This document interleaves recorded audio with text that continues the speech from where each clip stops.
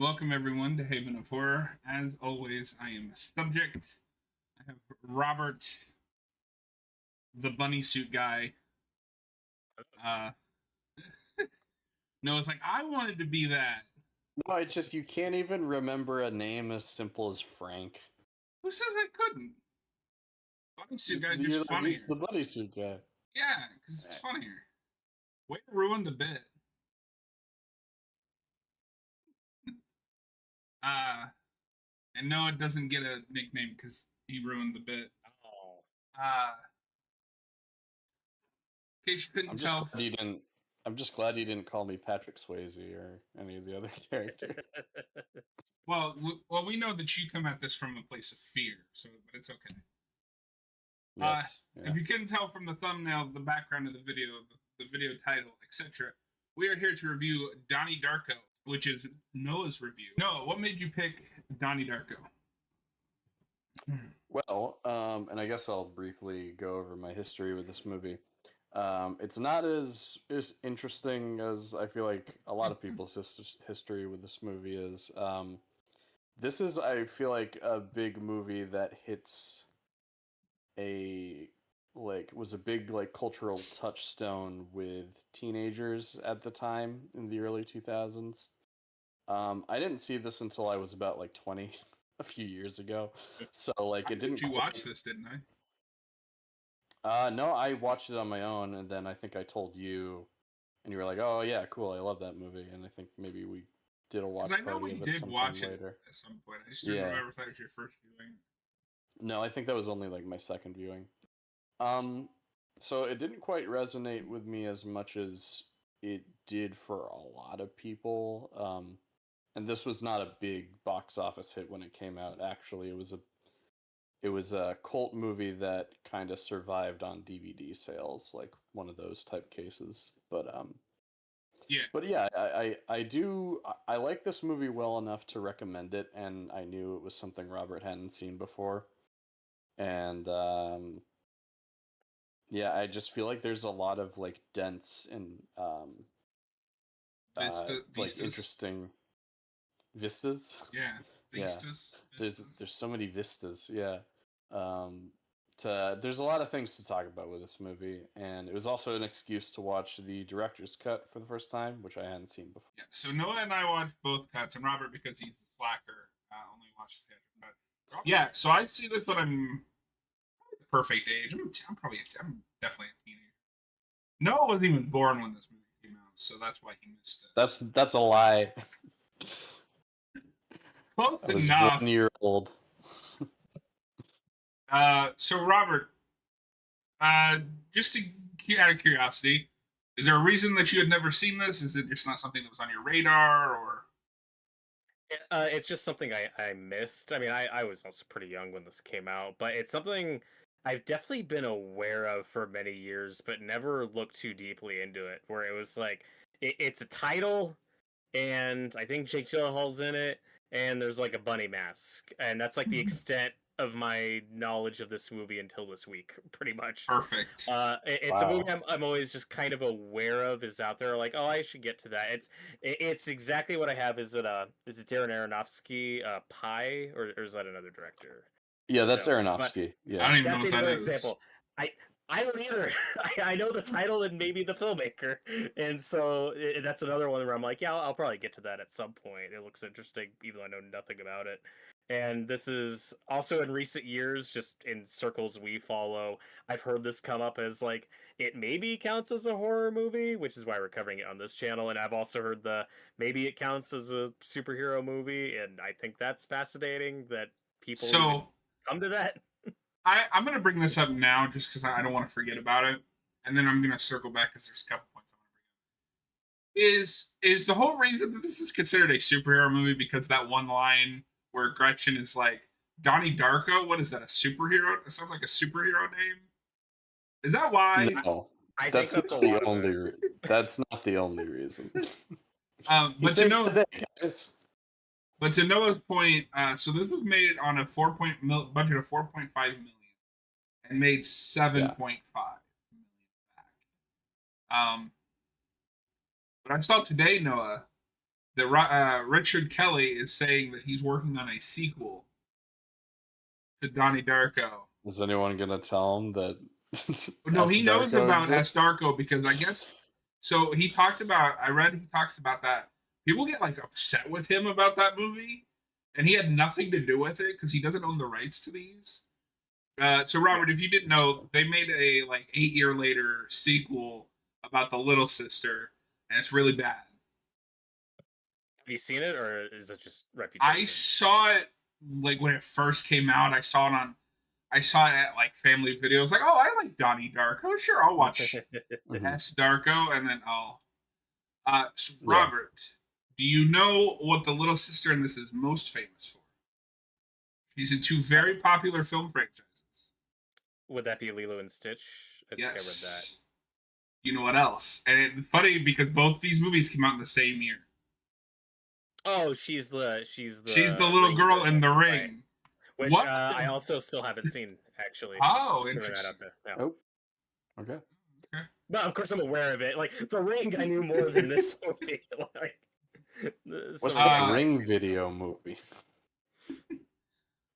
okay, so let's get into this. Before we get a review, I think we're all dying to know. Robert, what is your opinion on Donnie Darko now that you have seen I don't think I had that dissimilar of an experience Noah did on his first viewing, where I did really like it. It's very interesting. It's something I really want more time to sit on and spend with and revisit. I mean, I'm literally going off of one it? watch here, but I'm like, Yes. oh, it's good. I Yeah, like we it. should have probably told him to watch it like a couple of times. I I didn't want to give him that big of a homework assignment. This is one of those It's movies that fine. kind of requires. He's not. He Yeah. doesn't come for the Thursday streams right now. He can watch a movie twice. Yeah. But I think for me, I will say if I had seen this like 10 years ago, this probably would be one of my favorite movies. This knowing my sensibilities and the stuff I latch onto and really like, this is the type of thing that would have blown my mind like 10 years ago. And now that I've seen a lot of other types of movies like this, it's not that um mind blowing or like, oh my god, I've never seen this before. But I did think it was really interesting. I thought it was extremely well directed. It's so ambitious for a first time director's movie. And in the wrong hands, you could see this falling on its face so hard. Um, I think most people you show this to, whether they like it or not, even though it has a lot of the hallmarks and tropes and things of like, oh yeah, like it's got indie filmmaker all over it, like it is wearing that on its sleeve. Yeah. But I think for most people you'd show this to, whether they like it or not, would be surprised if you said, "Oh, this is that director's first movie," and he was like 25. Yeah. I He think was super everyone across young. the board would be impressed, just from a directing standpoint. Well, not only directing, but he write it too. Like this is a writer Mhm. director. hmm And I think it's yeah, pretty safe to say he peaks with this movie. mm, That's what it seems like. I haven't seen his other work. I know he's only made a Ironic couple other enjoyment movies. doesn't count, Noah. Tyler I says was this movie was good, but I feel like you need to rewatch it at least once. I had that. So I discovered this movie just to jump in real quick to jump off his point. I discovered this movie because my mom picked it up at like a flea market or like a yard sale, and she's like, "Oh, that movie's dumb. Like I didn't get it," and I was like, "Oh, I have to watch it then to see if I get it." And I didn't, and then I rewatched it, and I don't think I still fully got it, but I was like, "Okay, there's enough here." I was like, "This is a really good movie," and then I've just watched it over the years. So this is one of those that yeah. like you could make a list of movies that require more than one viewing. This is up at the top. And I expect this to grow on me with more viewings. It's a movie that I think is worth my time Mm-hmm. revisiting, and that's one of the biggest compliments I can give it. It's like, oh yeah, I would watch that again. I did feel like it was very slow. I actually, again, just going off of the theatrical cut, I'm surprised it even comes in under 2 hours because I really feel it while I'm watching it, but not like in a bad way. It just really commands your attention. And I wonder if that'll be less of an issue on repeat viewings. I don't know, but it's something where you got to be in the right mood for it. Types of movies like Mm-hmm. this Yeah. this can easily hit you wrong on the wrong day. but I still liked it. I certainly thought it was interesting, and there's a lot here I really like. What I think is interesting is this is a coming of age movie, and it's structured as that. But hey, it is not a coming of age story where the parents are awful that you can't stand them. And B, we'll get full spoilers for a 24-year-old movie. The solution, the coming of age, is that he has to die. Yeah, it's a story about a guy coming to terms with his own death. Yeah, That's a big part of it. But he's And- also a young guy, so it's like he hasn't really come of age yet, but he's got to accept his own death. Yeah, it's. I get why this is lumped into different categories and people describe it as different things because this is a movie that's impossible to put into just one box. It's like, what is Donnie Darko? It's like psychological coming of age tragedy time travel movie. No, actually, funny enough, before we went live, I was talking to my parents and I was telling them that we were going to review this movie tonight. And they were like, "Oh yeah, I don't know much about that movie." And then I was struggling to like even concisely describe the premise of this. and I think what really strikes the big thing that makes this movie work is Jake Gyllenhaal, because Donnie Darko in the hands of another actor would be like really unlikable. And based He's on other actors up for it, because I did a little bit of research after watching this. Boy, could this have been a misfire. John, are you aware of some of the I'm other not actors who auditioned? actually. Yeah. Okay, so Vince Vaughn was considered, but he said he thought he was too old and turned That's it the down. Thank funniest God. one. This is post The Lost World, Vince Vaughn. Yeah, no, I was just like, wait a It's- minute, isn't he like in his 30s? It's post. He's at least 30. It's post Psycho Vince Vaughn. Yeah. Like, why would you do that? Another actor who was considered and I think almost got it is Mark Wahlberg, but he insisted on playing it with a lisp, based on one thing I read. This is just it's like I information. think I've heard that before too. Yeah. Apparently, he insisted on playing it with a lisp, and they were like, "Yeah, no, that's not working for us. So we'll find somebody else." Yeah. So, yeah, it was a take. He was gonna try something with it. I don't know if it would have worked. No, thank God we live in the best timeline where Jake Gyllenhaal.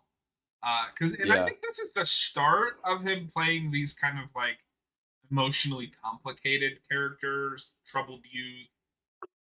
This feels so in like reflective of like what his career would become later. Though I mean, there's certainly, of course, shades of this you can see in stuff like Brokeback Mountain, which is a big hit for him in the mid 2000s.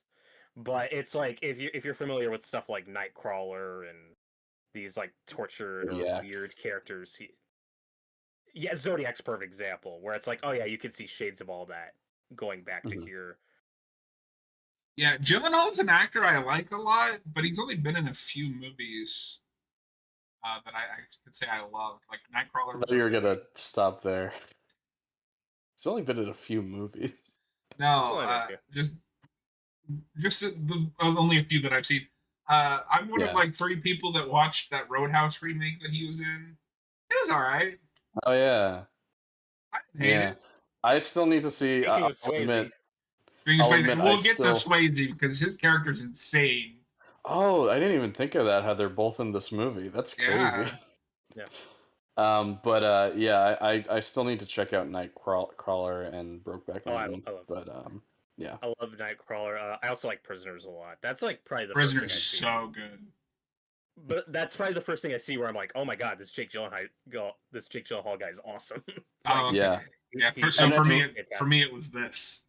Yeah, that makes sense. Watching this, you can, because he's amazing in this movie, and you can totally see why he went on to have the career that he did have after this. And I think the He's- best thing that this movie does, just to hop in real quick with about Gyllenhaal, is his real life sister is just his sister in this. So it's not they Yeah. don't have to force the chemistry because it's already there. No, that scene at the beginning when they're fighting at the dinner table is just so natural. It's just like true to like real life brother sister bickering. John, do you want to read some of his comments in the live chat? Tyler says, "What a year that would have been for Marky Mark, Planet of the Apes remake, and Donnie Oh Darko. God. That would have been very bizarre. Why does that go to Yeah. people so old? Like, It was the norm, man. No, this movie's unusual for casting like a 19-year-old yeah, Gyllenhaal as a high but the schooler. thing is normally, and maybe it's just like the standards. I feel like it's a little noticeable. Like Tom Welling in Smallville is a little noticeable, but he also doesn't look 30. He looks like young 20s. I'm picturing Vince Vaughn in the Lost World. He looks Yeah. mid 30s. That's Yeah. an adult. Yeah. You would not buy that guy as a high schooler. And I don't know if you guys know this, but someone that was attached to the project for a long time actually is Jason Schwartzman. I can't picture him as Donnie Darko at all. But I think he was that cast name's based not on coming to me. Who is that? he is the main of just because I think this is where you'd know him from. He's the main evil X from Scott Pilgrim. Oh, Gideon, I think his name is. You look him up and you'll probably yeah. recognize him. But He's in a lot of Wes Anderson movies. He's one of the yeah, Wes he's in Anderson like every Wes Anderson movie. regulars. But before this, I think why he was initially Oh, cast is because yeah. of Rushmore. Yeah, no, I can't see that. Yeah, at some point early in the production, he drops out, and then they have to get Gyllenhaal, which I think was for the best. Yeah. But yeah, this is one of those movies where it's hard to be like, where do I start with it? Because it's really ambitious, like we were talking about, and I think narratively, I guess I'll just say, for criticism, and this is a very common thing with Richard Kelly in the rest of his career. As much as I Noah's the like this only movie, person that's seen all of Richard Kelly's films. By I haven't even. I've only seen his first two movies. So a very common thing with him is he tends to bite off more than he can chew. And to be honest, on this viewing, I kind of felt that a bit. There's just a lot. There's a lot of threads that I don't think really go anywhere by the end of the movie because it's trying to cover so much. I had a little bit of that. Like, I don't know what the purpose of Drew Barrymore's character is, other than to establish how awful the other teacher is. So Drew Barrymore's character, and maybe this is, I don't really have any basis for this reading.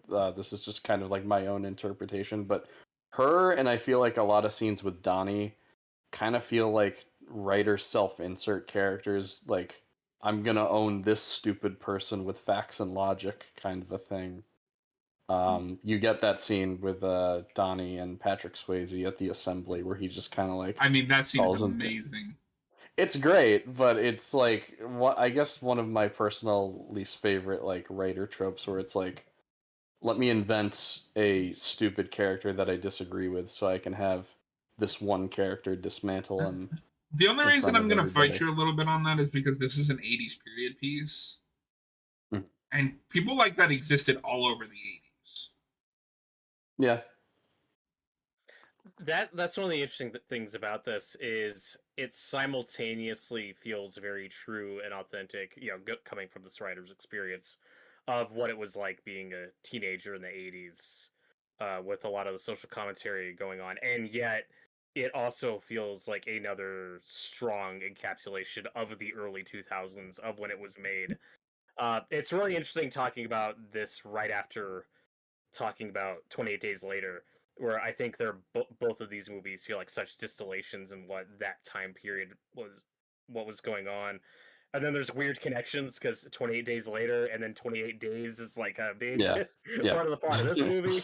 And they're both, like I said, they're both so informed by when they're made and are so in tune of youth and the culture of the time. But whereas 28 Days Later is a very angry, aggressive movie, this really captures the melancholy and the disenfranchised, the not being able to Yeah. fit in. yeah. And also, and again, it also works as an 80s period piece to where you could also pull, what you could take away from it is, yeah, things don't really change because This is well over a decade after Yeah. that, and it feels like a lot of the young people, a lot of the characters and the people watching this movie in the 2000s could clearly strongly relate to it and feel like we we're just going in circles, with a lot of the same issues going on. Well, and I guess I'll bring this up because this is one of my favorite ideas in the film. Is you see he's brainwashed, or it's his emotional problems that they never really get into, which I'm grateful for. I don't need specifics, just he has problems. Hell, in the 80s that could have meant anything. Um but he ends up actually doing some good. Like he exposes Patrick Swayze's character. He makes that Gretchen girl's life better. And they have amazing chemistry, by the way. I buy that relationship every step of the way. And then it's all undone. He has to undo everything, or the world is going to Yeah. Yes. Okay, but let me ask you this real quick. Do you think it's a literal one, or is the world ending when he loses Gretchen? Because that's kind of the catalyst to make him do this. So she's killed. I always took it as the world is ending because Donnie was supposed to die in the jet engine crash. So you think it's a literal world ending? It's because him being removed from that scenario created an alternate timeline, which wasn't supposed to be created. So, so from there, he's kind of led on the journey to correct that mistake. Okay. That's been kind of my read, but I just wanted to see what you guys thought. Robert, thoughts? Well, in some of the research I did after watching the movie, apparently the director's cut brings that idea much more to the forefront. It is more explicit about that, because just watching the theatrical cut, I could not pick up on that this was like an alternate timeline. I got that it was a time travel movie, but the whole alternate timeline thing is just absent from this cut of the movie. And I read it as, just watching the theatrical cut, I didn't take the whole end of the world thing so literally, more that just, all these people around him are going to die. Because there's a lot of like butterfly effect, cause and effect in this movie, where if he died, so the idea is like, if he died in the opening, then all these other people around him would live because of the different chain of events, which again, as a time travel movie, makes it interesting because you don't get like clear, easy answers on which path is the better one. Because in the version we're watching, where he survives, like you said, like the most like superhero thing he inadvertently does is exposing Patrick Swayze as being such a monster and what's really going on with him. So that's like some actual tangible good he does. But then, his girlfriend dies, he kills Frank, and then his family turns out to be on that plane that crashes. So, and then if he dies in the opening, then none of that stuff happens. But then it's like, okay, but isn't that also selfish? Because in the now correct timeline, it's Donnie dies, and which potentially spares his girlfriend and his family, but like that plane, I would presume still crashes. I would presume that's going to happen no matter what, and all those other people are still going to die. And is Patrick Swayze exposed again? This is going out from one viewing, and I could be wrong about a lot of it. So the ones where the director's cut is different. That is the paradox that is just kind of inherent within all time travel media, I think. Because I don't think the plane still crashes, because then if he dies, then none of that events leading up to that happen. But then the engine still needs to get dislodged for Donnie to die. So yeah, because I don't remember how clear it is in the theatrical cut. I watched them back to back, so they're kind of running together in my head. But that must have been weird. It was very strange. The plane, the jet engine is from the end of towards the end of the movie when the mom is going to fly with Sparkle Motion. Yeah. Yeah. Robert, I really doubt your commitment to Sparkle Motion. We got to talk about Thank that you. teacher because Yes, she's amazing. Oh God. But so it falls through that loop, that like wormhole, and crashes into his house. But then then when he fixes the timeline, he died in that. So then that timeline will not happen now. I'm assuming you guys are gonna make fun of me for comparing it to this, but this is the best I can think of. I'm going to assume it works like Dragon Ball Z time travel.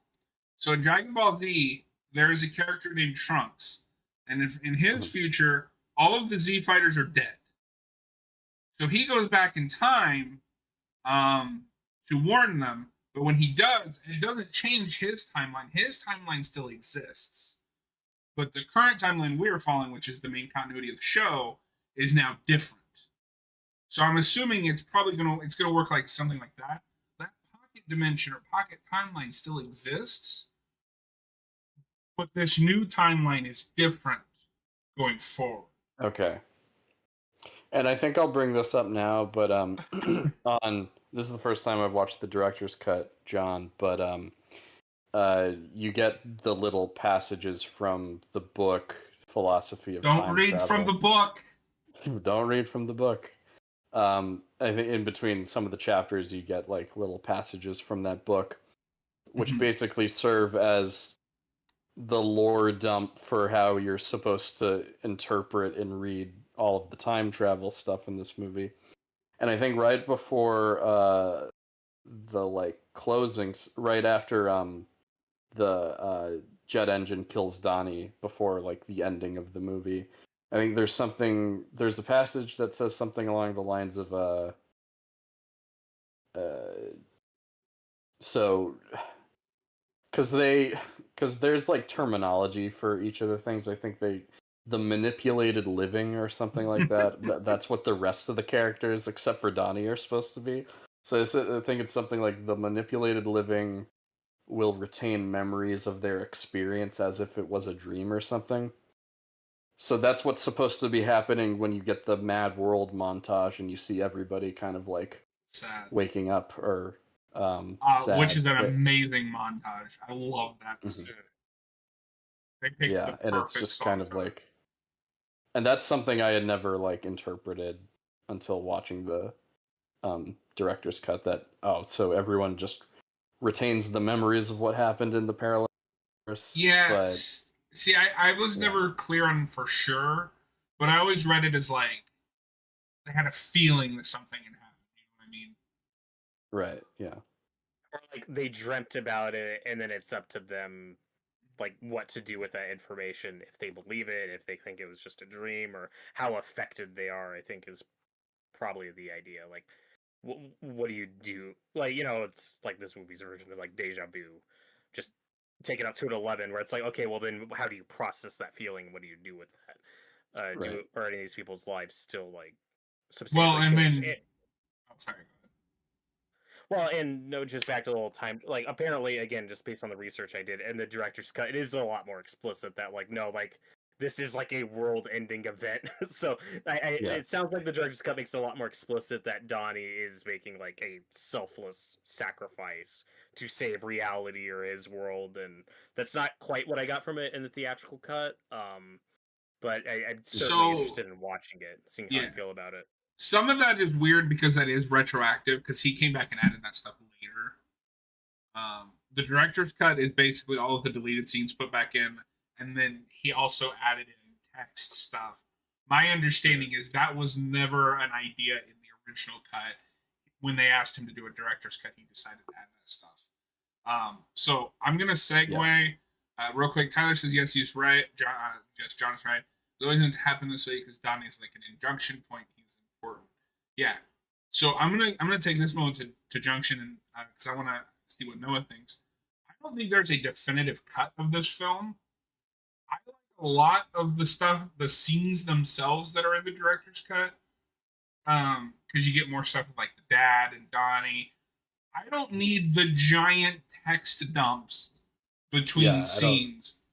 That I takes need me a out. middle ground with some of those scenes added back in, but without the exposition dump.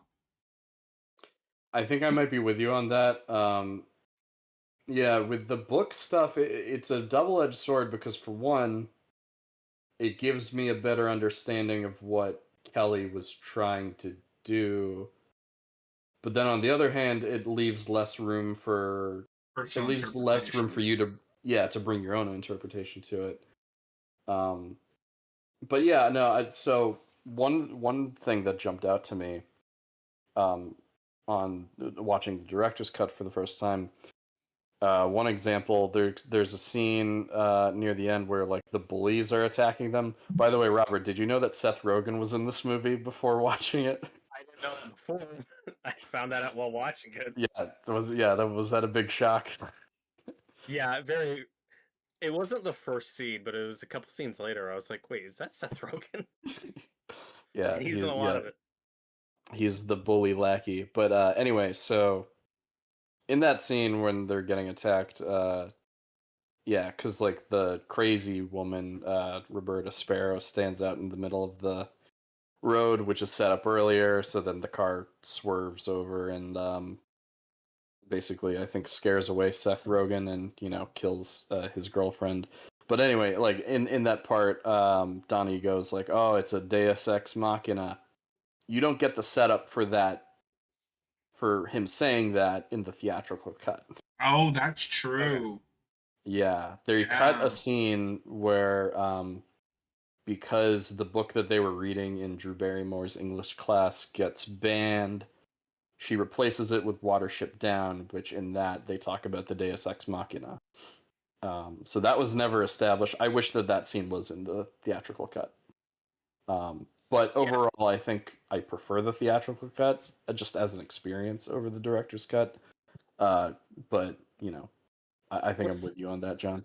with some of the side characters, Roberta being one of them, I was waiting for more to go on with her. I was waiting for a stronger interaction with her and Donnie.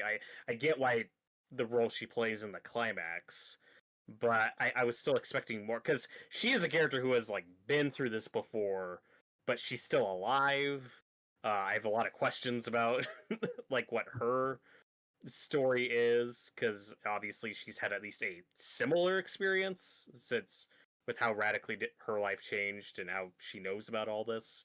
um and then I don't know, and then Yeah. with some of the family, and maybe some of this isn't the extended cut, but I don't know, I liked the girlfriend a lot. I would have liked to seen more interactions with her and his family. I would have liked to seen more interactions with the sister and with the parents. So like I liked all that stuff. I just wanted more of it, and apparently maybe the extended cut does have more of that stuff. I don't think Gretchen ever meets his family, maybe his sister. Okay, But the that big just scene, there's a big scene that I like that is Donnie and his dad, which we only get like one Yes. token scene in the theatrical cut. But they have another conversation where he's like, they just put you down because you're smarter than all of them, Yeah. Mhm. which I really liked. I like the dad a lot. He's so not stereotypical. Like I said, he's not a jerk. You may disagree with where he's leaning politically, but like he is funny. He seems like a decent dad who's just trying his best in this situation. You really buy the family dynamic. I really like the scene when they're talking to the principal or whatever about what Donnie said, and the dad just laughs like he finds Yes. it funny. Like that's what, So like okay, I do like this guy. I like him a lot. I like both parents. I think they provide an interesting dynamic. You could make the argument that they're kind of the idealized 80s parents. Like, that's not what necessarily 80s parents would have really been like, but I think for the purpose of this story, they Well, in the very first scene, though, you get like that tension with the dad and the daughter, where you can tell she's gonna vote one way that he doesn't agree with, and he explains why. But the movie doesn't feel preachy or like it's picking a side. It just feels like a very authentic It were. Well, just presents it. reaction. that has the best line in the movie. Why He's don't you such a just fuck suck a ass. fuck? Call me a fuck ass. Yeah, I mean, I would have liked more with Sparrow. I think you can just boil that down to she may have time traveled, but she, to use Tyler's terminology, isn't an injunction point. Um, she's not important like Donnie is. Yeah, I'm fine with not getting a lot of her backstory because Don't worry, that'll be in I the decades later sequel. uh, or the prequel, the Roberta Sparrow prequel. Yeah, the Donnie Darko Yeah, cinematic universe, everyone. I think it's safe to say that she wasn't in Donnie's place in whatever experience that she had because she survived. But yeah, she does clearly have some knowledge about all of this. Yeah, because I don't imagine that everyone that time travels is gonna have the same like problem that Donnie is facing. Right. Although that does lead to the question, like, why is it so important that he dies? Like, what about him brings about the end of the world? For the I purpose just of the kind of story, it doesn't. I don't think. I just kind of took it as, and this is an idea from Doctor Who, but Oh his no! death is like his death is a fixed point in time. That old kind of sci-fi theory. So it's like if you change it, things are gonna go wrong. And go wrong, they do. So Yes. one thing I think I don't even think was great at the time is some of the CG effects. Uh, Yeah, Robert, how Oh did you feel gosh. about the it's charming. wormhole chest thing?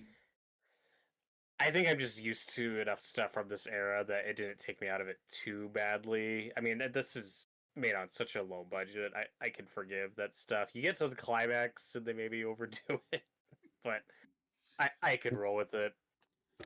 And they go see Evil Dead, even though Yeah, I'm confused why that's playing in theaters. that's a, it's October. They're showing spooky movies. Yeah, Okay. it's pretty normal. I think that on the marquee it said something like Halloween double feature or something like But that. then when they leave, it says The Evil Dead and The Last Temptation of Christ. And I was like, what? Yeah, everybody's favorite horror movie. And that would have been a brand new movie. So maybe that was Mhm. unrelated.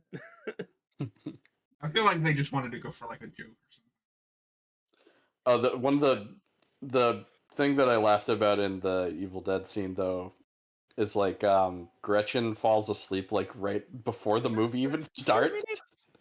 It's like they haven't even pulled up to the cabin yet and she's fast asleep. Yeah. So I didn't notice this in the theatrical cut. It might be there. But my favorite thing when I was watching the director's cut, and I might have just noticed in that cut, is you can distinctly hear the Bruce Campbell scream from the end of the movie in the director's cut. And then you can hear Yeah. like the beginning of the credits You can hear song. the credits. Yeah. It's so good. Still through the whole movie. So through the whole movie. It's a shame though that like all the only shots they showed of Evil Dead are like the beginning and Well, you see, no, not much that's else. all they could afford. Yeah, I guess so. Part of, I think, the charm of this movie and why it did resonate so deeply is how timeless it succeeds in feeling both timeless and so indicative of the 2000s and authentic to the 80s all at the same time. And I think there's a lot of factors for that. One of which being it's not an aggressive 80s period piece like you really get like post Stranger Things, where it's not bombarding you with song after song and Yeah. reference after reference. Like, remember the 80s? And I like Stranger Things. It's not even a criticism of that show, but that's just so the norm. This is so subdued in hair and fashion. It also helps that they're going to a very higher class type of school where they're all wearing uniforms. That helps it Yeah. feel kind of timeless because that's what the characters are wearing a lot of the movie. So you don't get a lot of like stereotypical 80s fashion. And the music you Yeah. get, it's very selective. And part of that probably comes down to budget. Yeah. Because It's they can barely also afford the songs they have. it's also like a very specific genre too. It's like more kind of like gothic kind of alternative rock too. It's not You got like some like Duran it, Duran. mhm. Tears for Fears, happy to see Tears it. for Fears, which I love the song choice with that, and also I think the biggest knock against the director's cut is that they replaced the opening song. In the theatrical cut, it's Echo and the Bunnymen, "The Killing Moon." which I think sets the tone perfectly. And then it's like some more upbeat song in the director's cut. It's like, they just ruined it. Weird. Yeah, and I'd have to listen to that song again just because I've just seen the movie once, so I don't remember it well offhand. And I haven't seen the director's cut, so I haven't heard the other song. But I think the thing I read was that the director's cut song was what he wanted in the first place and then couldn't use it. So it's just him going back and using the song he wanted in the first place. But everyone seems to share Noah's opinion of no, Yeah. like the theatrical cut song is better. Well, and as No, you as shouldn't much have as changed it back. as much as I respect Richard Kelly as an ambitious artist, Well, he's there your favorite are director. You've seen all of his movies. he's made choices that I very much disagree with in his career. So, you know. Well, but before we get into all that, I do have to step out for just a couple of minutes. Do you guys want to keep Okay. going or just do a quick? We'll intermission? talk casually about it, and then we'll get back into the meat of it when you get back. Okay, right on. I'll be right back. See you, Robert. Thank God that guy's gone. Now that guy's gone, we can actually talk about the movie. Yeah. Did you have another thought? Because I was gonna talk more about along the lines of this being an '80s period piece. I just want to say that the mom, Donnie's mom, is in the House of the Fall of Usher. Or Fall of the House of Usher. God, I got Of that all Usher. fucked up. She's great in that show. I still need to check that out. That's one of the That's Flanagan the shows I need to watch. Flanagan show on Netflix. On Netflix. Yeah. I'm totally though with Robert. This is more of it's not as aggressive as a 80s nostalgia homage that you see a lot now, and No, and I think it's also just like factors into like how ahead of its time this movie was, that this did 80s nostalgia before it was cool. well, and I find that some of the stuff that it's doing in the '80s is almost a critique. We'll talk more about it when Noah gets here, or when Robert gets back. I'm right here. Yeah. Oh, we can talk about it now. There, and this might be, to your point, biting off more than you can chew, because in the middle of this, coming of age, tragic horror story, is a subplot about like cancel culture and intellect, like intellectual work versus faith, with Drew Barrymore's character and the teacher that's awful. Yeah. Kyle Series says best movie ever. I mean, I will say this is one of my favorite movies. I adore this film. I really like it. Yeah, I mean, on that point, John, I can see why that stuff would be compelling to watch, but it also just kind of feels so disconnected from Donnie's story. No, I'm agreeing. That's why I'm saying, to your point of maybe the movie biting off more than it can chew. No, yeah. We end that subplot with Drew Barrymore getting fired, but then it doesn't have an impact on the rest of the film. Stops. It just stops. At the end of the day, what is it saying? That because the intellectual art loses. I think that's maybe what it's saying. My kind of problem with it is, I think that is what it's saying, but then we have to like halt on this more personal coming of age story so Richard Kelly can, although it does have two of my favorite scenes, so he can like get up on his soapbox and speak to us. I love when the teacher's throwing the fit at the PTA meeting and the mom's like, the PTA doesn't even ban books, what are we doing? And and Drew Barrymore's like, do you even know who, whatever that author's name is? And that lady with a straight face goes, we have all seen Bonanza. But my other favorite is, we will, but I don't want to wait for Robin. My other is when the principal's firing her, the Drew Barrymore's character, rather reasonably, I think, asks, how have I failed? And the principal just kind of brushes it off, like, clearly, because he doesn't know how to answer it. And then the movie reveals, oh, this is just happening because that dance competition has brought more attention to the school. Yeah. So I think, yeah, I think a lot of the point of this is Richard Kelly is um,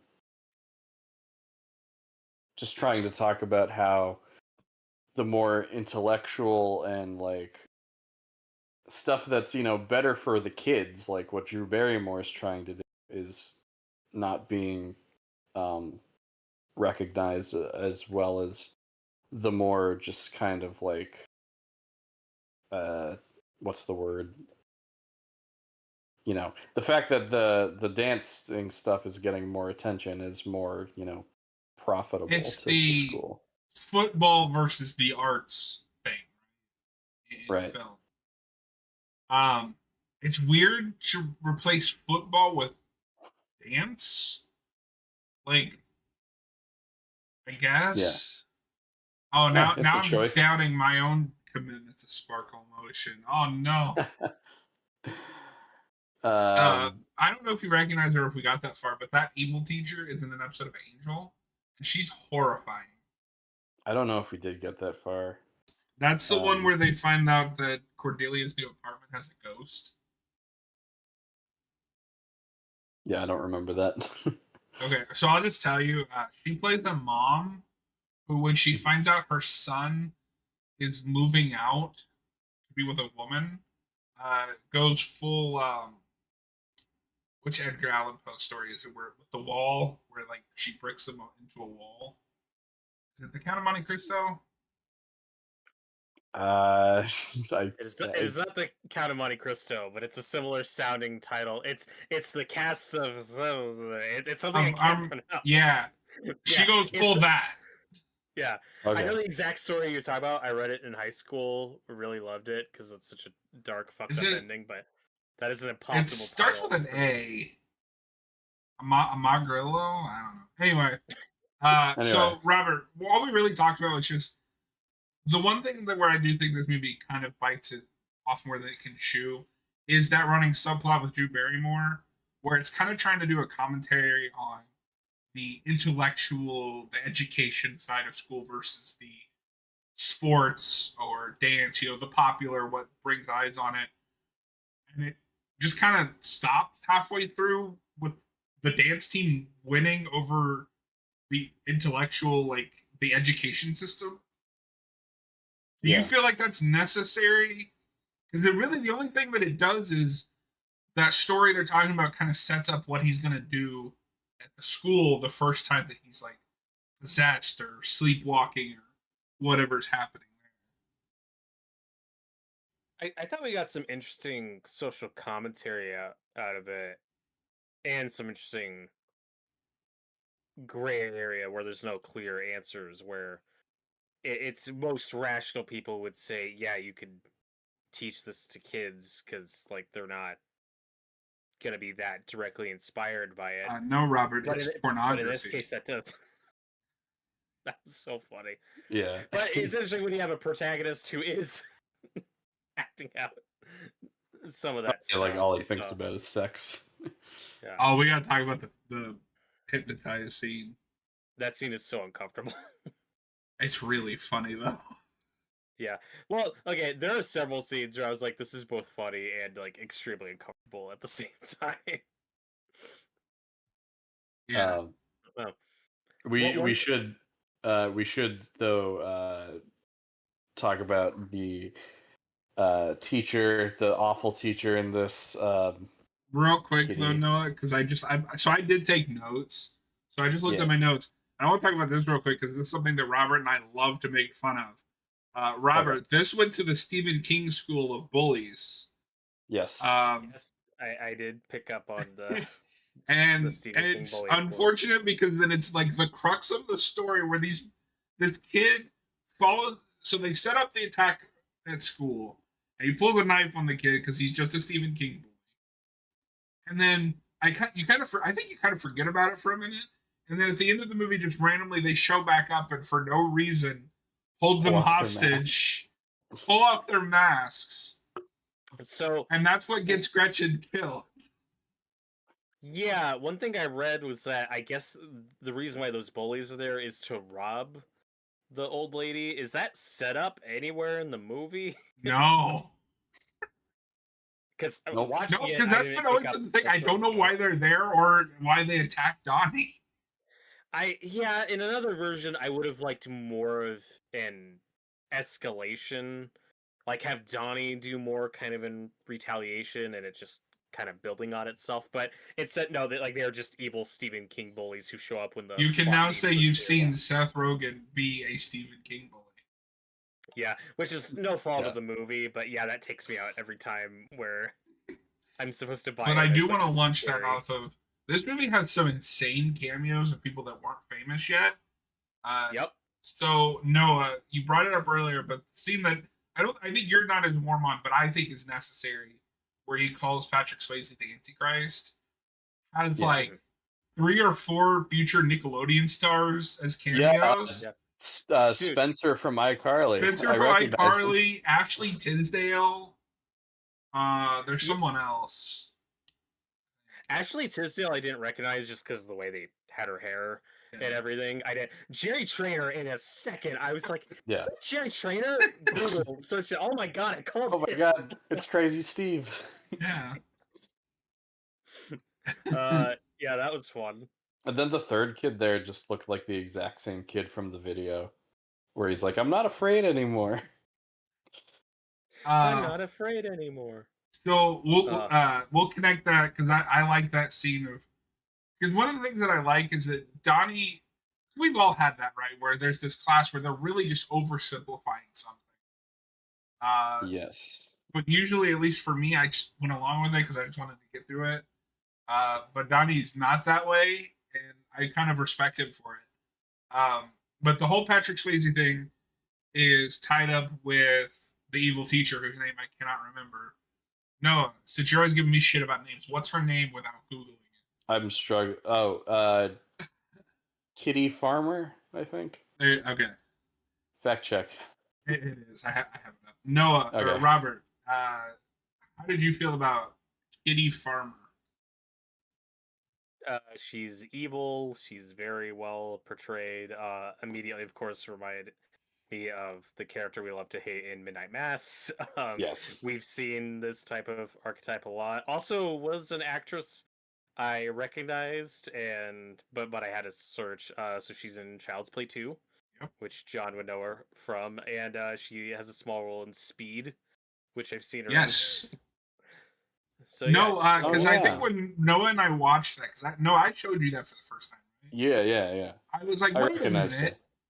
that's the woman from Donnie Darko. And funny enough, because you say I Yeah. recognize from Child's Play too, so I see this before Child's Play. So when she showed up in Child's Play, I was like, oh, it's the evil teacher from Donnie Darko. Why is she always the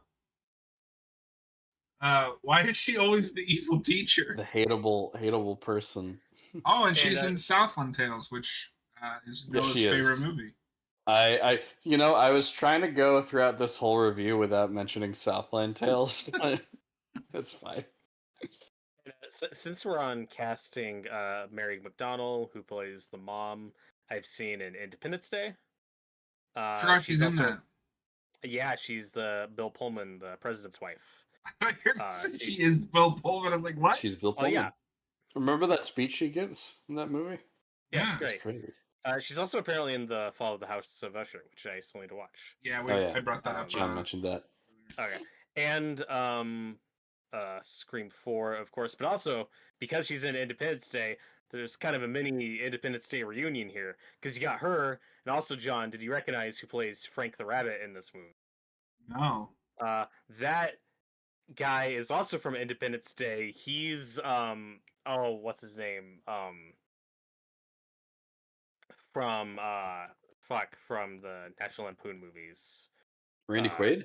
Randy Quaid. He plays Randy Quaid's son in Independence Day. Oh. He's part of the RV crew.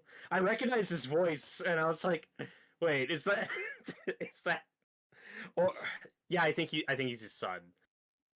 So to follow up on that, the other big actor in this is Noah Wyle. I don't know if that's how you Yeah. pronounce his last name. Yep. But he's really big on like TV. He did those librarian made for TV movies, and I think maybe was involved in the show. Um, he was in. He's in that show The Pit right now, which people love. He was on that Falling Skies show, which seemed cool. I only saw bits and pieces. He was in an episode of Friends. Yeah, just really good cast. Like, I don't think there's a weak link here. No, not at all. Noah Wiley kind of distracted me a bit because he was the one teacher I kind of thought, oh, he looks young enough to be like, he looks kind of college age. He looks like really close in age to Donnie. Now, I will say I find his character super interesting because so to go back to the Drew Barrymore versus Kitty Farmer debate, he's kind of the middle ground where he's kind of helping Donnie, with this time travel stuff. He gives him the book. But then when Donnie really starts getting philosophical with it, free will versus God's design, all that stuff, that's when he's like, I'm out. Like, I can't, or I'll lose my job. I could lose my job. Which, that's ominous, but yeah. I mean, we thought it happened. Yeah. I'd also like, do they ever specify where this is? I know we get the city as Middlesex. Yeah, I don't, if they do say, I don't recall. Every time they say it out loud, I'm like, wait, what? Oh, yeah. Yeah, if they do say, I don't remember. Yeah, because when Kitty has that line where she's like, I am a Middlesex parent, and I was like, what the fuck does that mean? What does that mean? Okay, so right. Google, and this is Google AI, so take it for what it is. Says it takes place in Middlesex, Virginia. Okay. But it was shot in California. That's why it doesn't look like Virginia. That's why it looks like California. Haddonfield is right down the street. Tyler, we'll get to your question here in a second, but yeah, we can definitely talk. Okay, yeah, I was just about to point that out in the chat, but I think it's a shame that that's kind of the end of his character. I don't think he ever comes back, because that could have been how you tied everything together. Yeah, you see him right at the end in the Mad World montage. We see everyone in the montage, I think. He and Drew Barrymore, aren't they sleeping together? Is that meant to be like a reveal? Yeah. Again, a lot of side characters like them in this movie, I just want more time with. It's not hard to see like the modern streaming miniseries version of this story. I would just only trust Flanagan with it. I don't need it. Like, that could be cool on paper. That's cool. My thing is, Jake Gyllenhaal just so definitively brings this character to life. I don't know how you replicate that. I'd also say, it's funny because there's a whole fictional book there's excerpts from, but what's his name? Richard Kelly. Richard Kiley. This is the type of screenplay I wish he would just turn into a full novel. I feel like that's how you expand it. I think this would read really well. I would love a comic. Yeah. Well, I mean, this is a very comic influenced movie. I'd say, like, I've heard it's a superhero movie. So because I was bored at work today, I did end up listening to the director commentary as I was working. And he does specifically say, like, comic, like, kind of just like the comic spirit was kind of an influence in, like, how he shot certain scenes. Obviously, the name of the character, Donnie Darko, because he sounds like a superhero. I mean, that type of alliteration, very, like Stan Lee. Yeah, like Peter Parker or Bruce Banner. Like, only a person who reads and likes comics would have that line in their screenplay. Oh, that's like a superhero name. Like, that's not a normal thing most people would say. And not to get too much off on a tangent about the rest of his career, but this is the last time I'll mention Southland Tales. It's Noah's I don't know favorite if movie. I don't know if I told you about this aspect of that movie, John, though, but that movie has 3 graphic novel prequels that are required reading to understand the movie. Oh That's God. that's beautiful. Written by Richard Kelly himself, I think. So, It's amazing. yeah. Do they make the movie Uh, better? Have you? Because I mean, you've read them, obviously. no, but I will read them sometime in my life. Do you? I'd be shocked if they're in print. Like you probably have to do a deep Um, dive to even find those. They Online. are. I know that at least one of them is available as special features on the DVD as like Oh, as like a That's digital comic. incredible. Yeah. Oh, Southland Tales is wacky, but anyway, um, yeah. So I think I'm in the camp that says Donnie Darko is a superhero movie. Um, oh my I'm God. not It's gonna make clearly a super. influenced. I'm not gonna make a super strong argument. I'm not gonna die on this hill or anything, but I mean, he's got a Stanley-esque name. He saves the day at the end. He's got superpowers. You know, the Does rabbit he gives have him superpowers. superpowers? Yeah, the rabbit gives him enhanced strength. Um, this is Is I this don't know just how well your they. way of explaining the axe in the dog's head? This was Richard Kelly's way of explaining the axe in the dog's head in Oh, the director commentary. So I don't know how well that it's set up in the actual movie, from what I remember. But it's Yeah, not. it's really weird. I'm not saying this is a good thing or a bad thing, but typically if you're a screenwriter like him and you are influenced by comic books and superhero stuff, it is weird that this doesn't have like the scenes of him fighting back against the bullies or doing something more overtly physical when almost all that stuff is off screen. Or like in the case of taking down Patrick Swayze's character, like he doesn't even know why he's doing that other than like maybe petty revenge. And then oh my god, it yeah, turned out he was also this horrible criminal monster. Like, oh yeah, that good job, me. That's my superhero. good job. That's with the movie. So, I'm gonna use this opportunity to read Tyler's question. He says, "Sorry guys, watching behind the live stream. If you haven't, could you talk about your favorite scene or characters? Cheers." I mean, my favorite character is Donnie. Like, I find him so fascinating.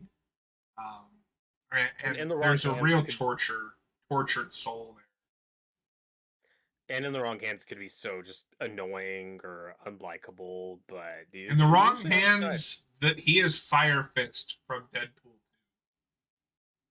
2. Yeah, It's I can see that. It's kind I of guess depressing, but I never thought to compare those. I guess I'd say other than Donnie, my favorite characters maybe Drew Barrymore. I think she plays that character really well. Mhm. She's so good. It's just really hard. It's really hard to not be on her side too No, because I mean throughout she's that whole thing. correct. Yeah, as much Uh, as like I'm wishy-washy on like that subplot and the Patrick Swayze thing, just like in how it all fits into the narrative. I do like her performance, and I do like how that character is written. yeah. Yeah. I'll go with Drew Barrymore. Some of the stuff, and even I'm glad that stuff is there, just because that does feel like very 80s high school. But then there's some Yeah. stuff that I'm like, I don't know why it's there, even in the context of that subplot.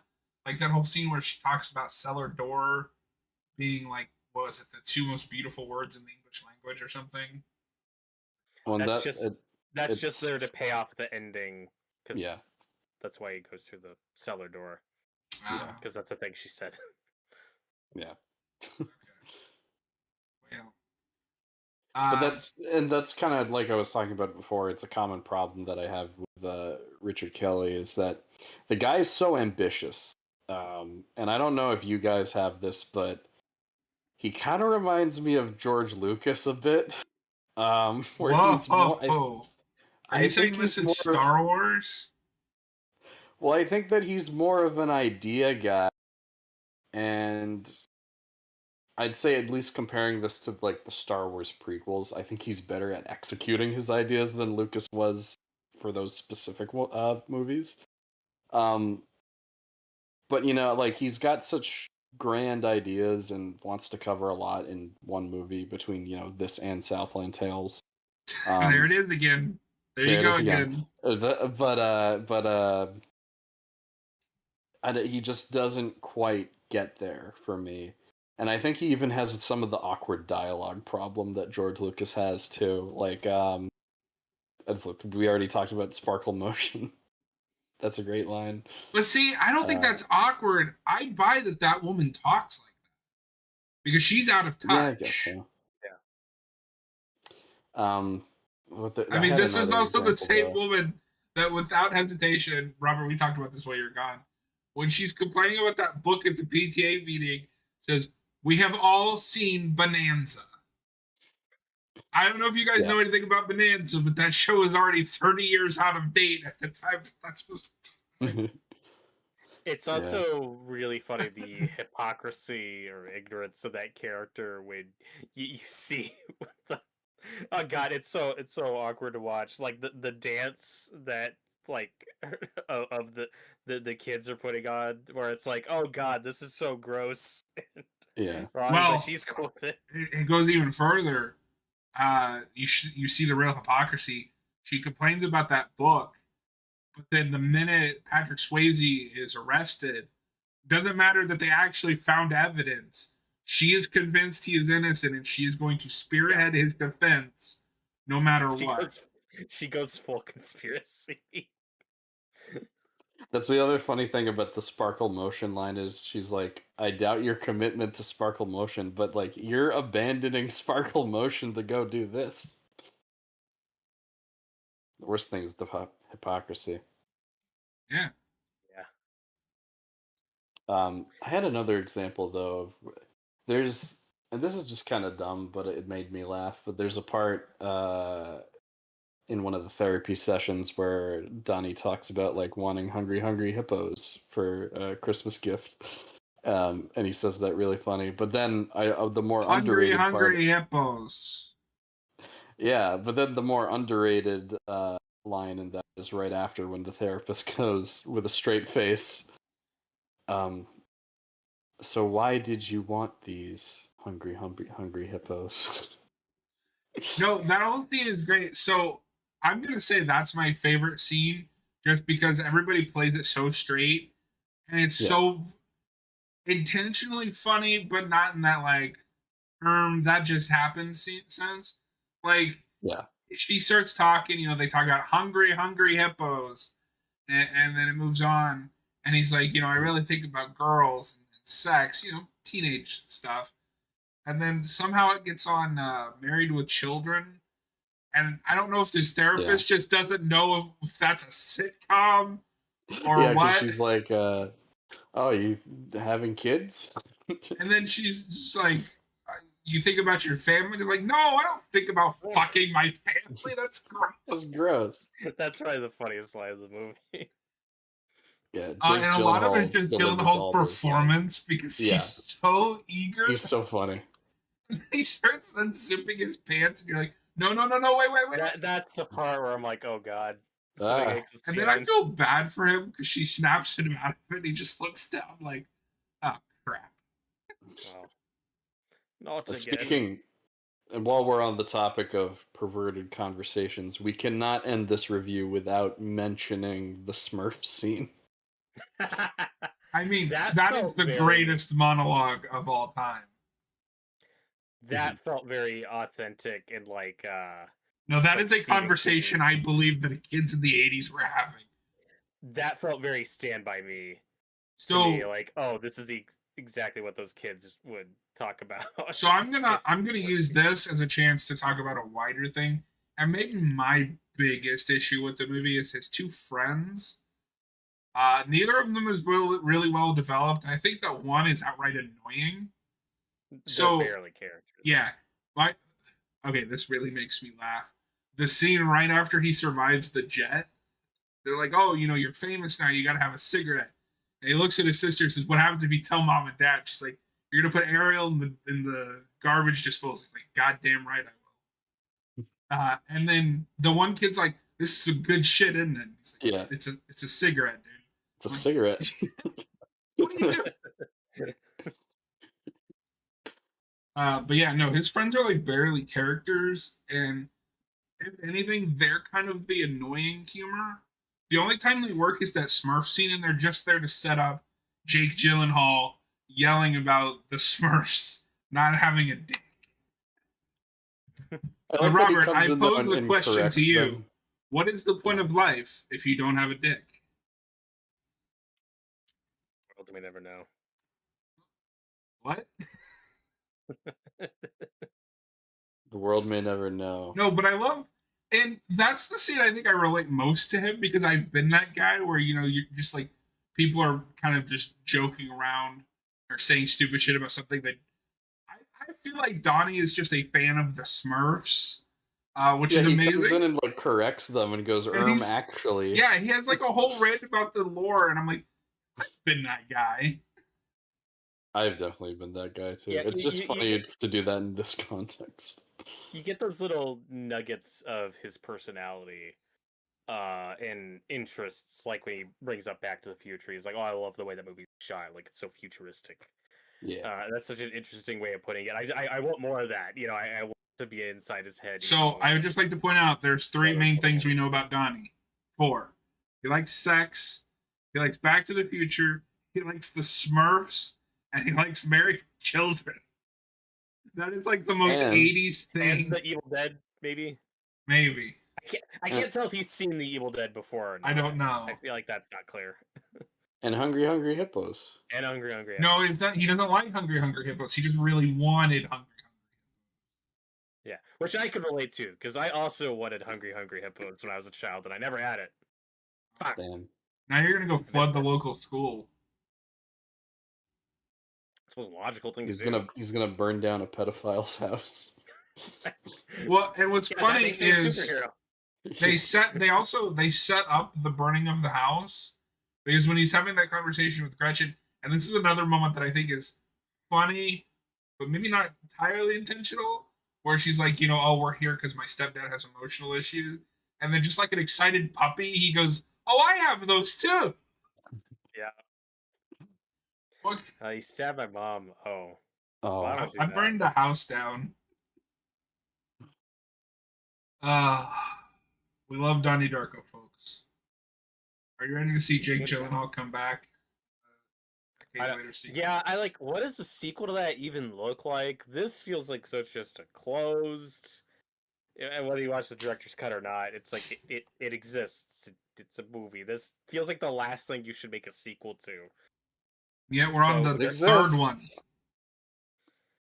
yeah, There is a sequel that exists. I've not seen S. Darko at all, like a single frame of that movie. I I just saw know it that people hate it. once. It sucked. so no, according to Richard Kelly, he has lots and lots of movies supposedly in development, and he hasn't made one in over a decade. Do you think his next movie should be a Donnie Darko sequel, or do you think he should make something else first?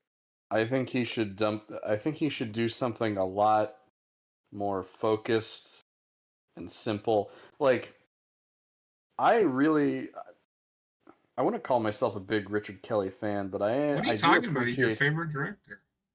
You I really do love appreciate. Southland Tale. I'm gonna show you guys that movie someday. I do appreciate him as an artist. I think he takes a lot of big swings, and I appreciate that. I think he's a great filmmaker, and I would like to see him make a new movie sometime. I know that I saw somewhere that he was attached to make a Rod Serling biopic. I don't know if he's still on that, but that's something I'd like to see. That's a little bit more, stripped down, focused, but focusing more into like the sci-fi genre, which he's definitely a fan of. Yeah, I think I would like to see him do something smaller. So what I will say is I'm in the middle. I don't need a sequel to this movie. I don't know what you do with it. But for your big comeback, maybe do something similar. Do like another coming of age movie just with a different idea around it. You know what I mean? Go back to Well, it's funny, too. basics.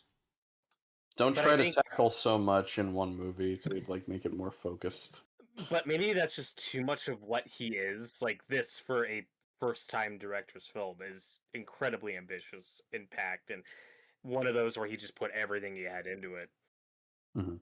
That it's hard to imagine him doing something smaller or more focused. But the idea of a Rod Serling biopic, like I'd watch that. I think he'd be a good fit for that. Yeah, That I think I'd could be totally cool. watch that. But it's like, yet again, I ask this having not seen any of his other works. Do you think this is a one-hit wonder director, or just like one of the great filmmakers who never was, who just never got the right projects or opportunities after? Like, do you think Noah's that there's gonna a know. genius here? Noah's gonna know better than me.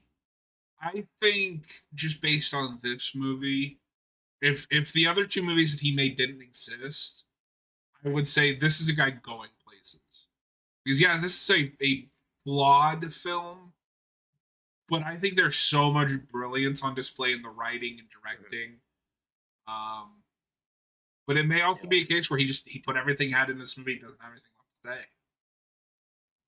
Which, Well, I mean, I feel like that was John. You have the sentiment that a lot of people had at the time when this movie came out. Like, this is a guy that can be one of our next great directors, and then he blew it with his Blank Check movie, the next movie he did. And how many times have we Um, seen that?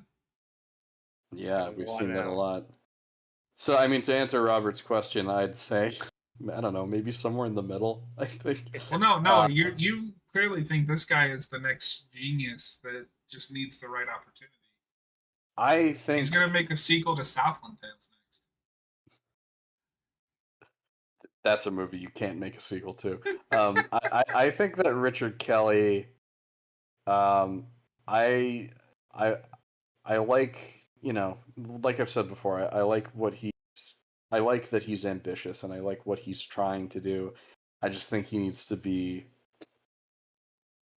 and I hate advocating for directors to be reined in because I like it when we see artists whose visions are completely uncompromised. I think he might need to I'm just gonna rein himself in a bit more. I'm gonna be the outlier then. There are directors you absolutely need to rein in. George Lucas is one of them. Well, I'd say that there's directors that shouldn't get blank check movies. So then you Yes. agree they need to be George- reined in. No, Well, but there are directors that I think have that self-control. Like yeah. Robert Eggers hasn't fallen into that trap of like a blank check movie. It feels like he's been smart about the projects he's done and Well, the budgets admittedly, he's gotten for those. well, of course, not every director is going to be one for one, but there are Yeah. directors that I think need to be told no. George Lucas is one of them. It sounds like Richard. All I've got down is the Jurassic Park thing stuck in my head. What the hell is this? Richard Kelly. All I can think Not of was Kylie. Kylie. It sounds like he's one of them. So I think this is a director that needs to be reined in and told no. So, I mean, this is a hard thing to do, but my position on this is you need to give the right directors the right amount of power. So basically, what I just said. You're just saying it in a more positive way than I am. I don't know. But anyway. Yeah, because then I also don't. I think he should. The fact that he was able to make this movie and it's as watchable as it is. But you could a also sign he argue is that his budget was what was telling him no. Yeah, I don't know. And I haven't seen his other movies to compare, so I don't know. But yes, we did need to watch it. So, but to get back on track, we're about an hour and a half in. Noah, since this is your pick, is there anything else that you really need us to hit? Want us to hit? I think we hit everything. So I do want to mention, we mentioned a little bit, but this is where that cover, the big cover of Mad World gets popular. I think that's an amazing song, and I think it is the perfect song for that montage. And there's just something really sad about that final shot of Gretchen kind of like waving at Donnie's mom, even though now they don't know each other. Do you think that shot hits stronger if we do see them interact or meet earlier in the movie. Possibly. Maybe, but I just like the idea of like she remembers that she knew something about Donnie. It's more about that. Like, she can tell something's missing. Yeah. Yeah. The I think just deja through the vu. shared experience of having known Donnie in some way connects them.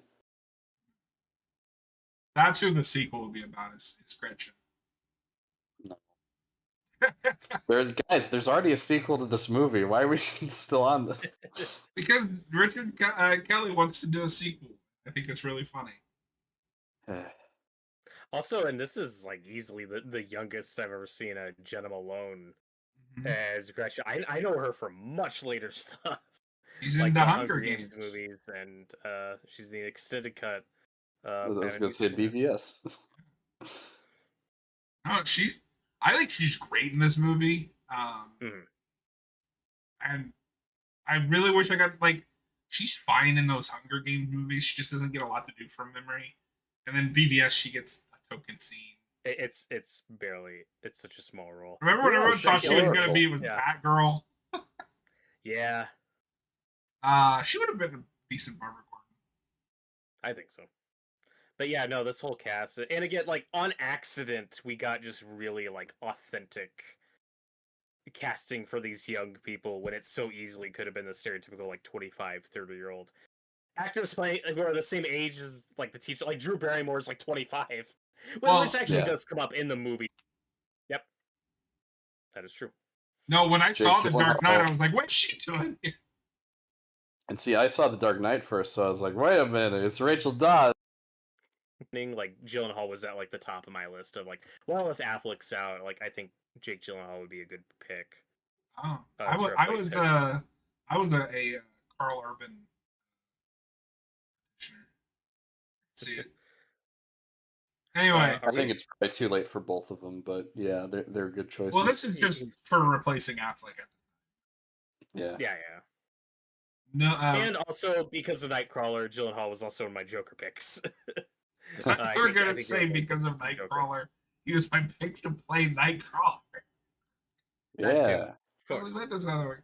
Robert, since this is your first time watching it, is there anything else that you would like to discuss before we move into final thoughts? Yeah, I think we hit everything with the casting and the time period. Again, I love it. It's so interesting how it both feels so honest as an 80s period piece, but it's like there are obviously 80s coming of age movies you could compare this to that were a lot more adult and raw, but this still has such a different vibe to those. Like this has like those John Hughes elements, but like if it were directed by Stanley Kubrick, it gives it such a different flavor or feel than what you usually see in 80s coming of age movies. And again, just also feels so honest to the early 2000s experience. That's the main thing that really resonate. That's one of the things that really resonated with me about it. And like, if even though it's set in 1988, I feel like if you did a list of like top 10 movies that were just so reflective of the early 2000s or time capsules like 28 Days Later, it would feel incorrect to not have this on that list, even though it's set in 1988. If you just want a snapshot or a portrait of what the vibe was like. And in terms of the relatability of Donnie Darko, I will say, I think like 10 years ago, this movie would have blown my mind and I really would have connected with it. But now that I'm the age that I am watching this, as much as I liked it, it was also like, and this is a compliment to the movie, but the way it puts you back into those, like that social environment and that high school experience, it was kind of that flood of emotions of, oh, I don't miss this at all. Like I'm so glad I'm so far past that because For God, sure. like that's like just the social commentary stuff really works with the issues with the teachers and everything that feels so not movie like as over the top as Kitty is in crazy evil she is evil. Yeah. But I mean Patrick Swayze's character is very evil. uh Yes. but you know what I mean, like it feels very awkward high school experience where I'm like, oh boy, am I glad to be out of that. And again, it definitely hits different if you just have a cast of like 25-year-olds. As because Jake Yeah. Gyllenhaal, I think he's like 19 when he films this. Yeah, no, and And he that really looks works for really the young. movie. He fits the part. Yeah. Yeah. Yeah, I really liked it. And the last thing I want to say on like just the different cut thing and the time trial and everything, which again I haven't seen the extended cut, but I've heard people say, "Oh, well, you can't get this movie if you don't watch the other one. The other one's required viewing." And I feel like just going off of my experience and maybe just seeing other movies like this, like I got the gist of it. Where it was like, okay, he has to sacrifice himself and correct the timeline. Like, I feel like I got the gist of it, but it sounds like if you want more specifics and lore, and if you want to understand if you want more the of the movie mechanics of what's explained happening. to you, Yeah, that's the cut. Watch the director's cut. for sure. I do think there is a middle ground cut that still has yet to be made. Because some of the actual extended scenes are really nice. It's just like weird Noah in the director's cut. My other thing that like, why is this here? Is those weird like waterfall transitions? Oh yeah. Why is that there?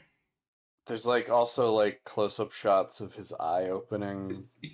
Basically, anytime Frank shows up, and it's like we didn't need that. Oh, we need to talk about the Frank. Movies have eye close-ups, Noah. Oh yeah. Hold on, we need to talk about the Frank at all because we haven't talked about Frank like at all. Okay, so the basic idea is that Frank shows up. Is it? I'm trying to remember the timeline in my head. It's all running together.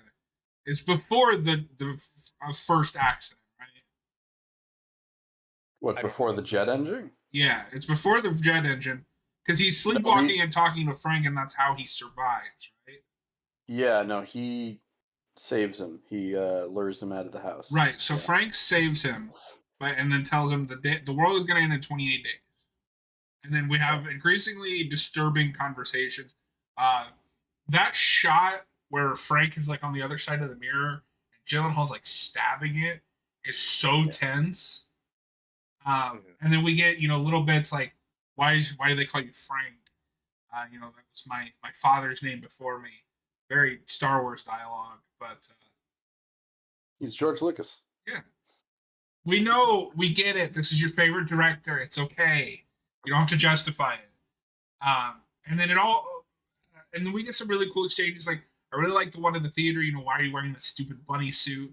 Why are you wearing that stupid human suit? Kind of implying that maybe Gyllenhaal is like Donnie Darko is something else.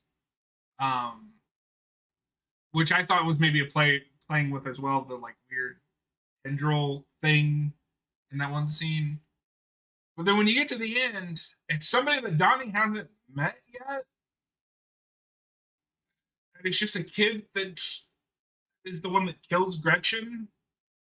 And then Donnie just shoots him in the face because he knows it doesn't matter. Or at least he's really lucky it worked out that way. What do you guys think with Frank? Like what's going on there? I don't know if it's actually Frank, the real person named Frank that's speaking to Donnie. It might be some sort of supernatural force that is taking Frank's form. He even has the gunshot. Like that's what we find out the weird eye is. Yeah. But kind of subconsciously foreshadowing to Donnie that Donnie has to kill Frank. I'm not even sure why he has to kill him for the plan to work. I get why he kills him. I just don't know if that was like Yeah. Yeah, I don't know. That's the main thing I'm confused about in terms of the mechanics, because watching other people talk about this movie and reading up on it, it's like the idea is, well, there's all these things Donnie has to do throughout the movie that don't ultimately matter. That's part I'm a little confused on, where it's like, well, it doesn't really matter what Donnie does or doesn't do throughout the movie. The only part that matters is the end, and that he goes back and dies from the. Is it to mentally get him to that place? That's a good read. That's the thing I will fight you on. Is if he doesn't fall in love with Gretchen, he never goes back. Mm-hmm. I don't think. But also, and again, just based on my viewing, I don't know. how active he is, at least in the theatrical cut, how active he is in going back and facilitating that, or if that's just kind of what happens. If that's what the universe just does to him, it's that part's really unclear What do in you the mean? theatrical cut. Like how physically active he is in that happening, or if it's more just him accepting his fate, and that's just what happens. Or no, Because I mean, I'm saying, do you mean Donnie accepting, like, how active is Donnie in going back? Mhm. Well, he'd have to be 'Cause very active because it's the Back to the Future thing. okay, He has to physically go through that wormhole. okay, but in the theatrical cut, like you don't see that happen. You see the engine go through the world, but it's unclear how No, but much he has that is conversation with the participant. doctor, with the teacher, Okay. Noah Wiley. Okay, that's fair. I had That forgotten is in about the that by the theatrical time cut, right?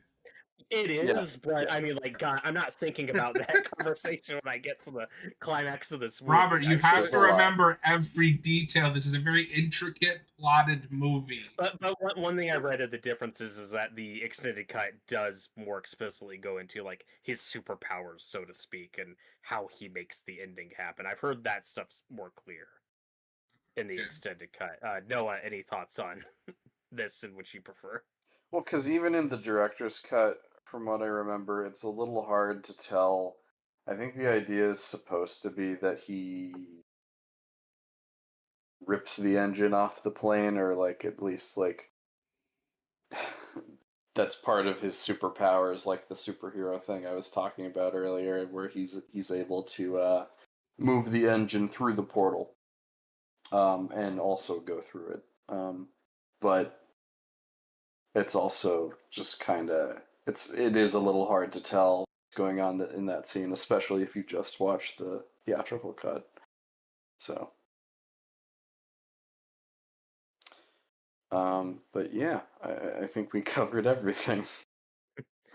To answer one of Tyler's questions for earlier, though, if I had to pick a favorite scene, just because the song's so good, it's for me, it's got to be the Tears for Fears song, not the cover at the end, Yes. the one earlier where it's like Notorious. Head over heels. head over heels. That long take of him like coming out of the bus and at school, like a music video in a good way. Like Yeah. if you told me Richard Kelly directed music videos before this, I'd believe you. It's so has that vibe to it. That whole sequence is fantastic. Just seeing all the characters and going through and the music. The only part of question is the very first shot where he emerges from the backside of the bus, which is a thing we never That is did weird. in my school. But maybe that's a normal thing in Virginia. I don't know. I was like, wait, why did he come out of the back of the bus? Yeah, I Yeah, always 'cause thought that that's was the like an emergency emergency exit. exit. Yeah. I don't know. No, I love that. I love that scene. CinemaSins ding. Plot So hole. I don't remember. Do we usually like rate these when we're doing the discussions on these? I don't think so. I don't think so.